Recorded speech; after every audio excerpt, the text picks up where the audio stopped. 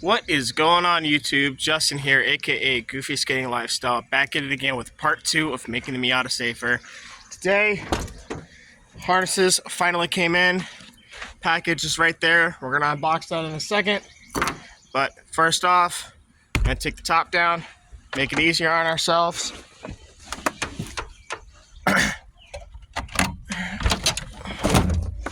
There we go. Now I can put the harnesses on easier. Let's go ahead and unbox.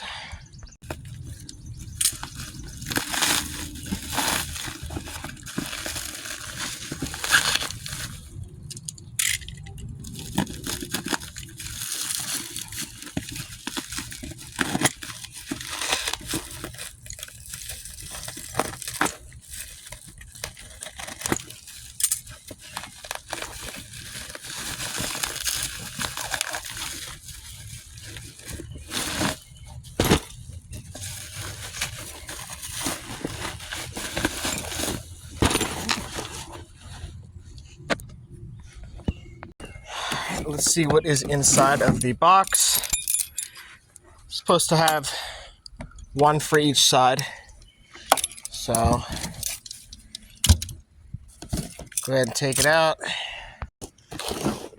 That shall be the driver's side.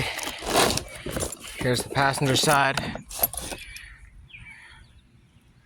There's the dates for safety.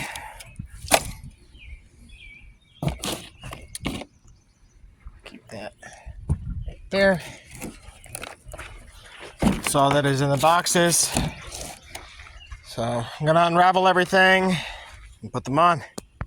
Alright guys, so watching me install these isn't really gonna be that fun anyway. It's really simple. Just I'm gonna do it off camera and then I'll show you guys once I'm done. Alrighty guys, harnesses are on driver and passenger side. Let me tell you, these are not going anywhere. Top and bottom on driver and passenger.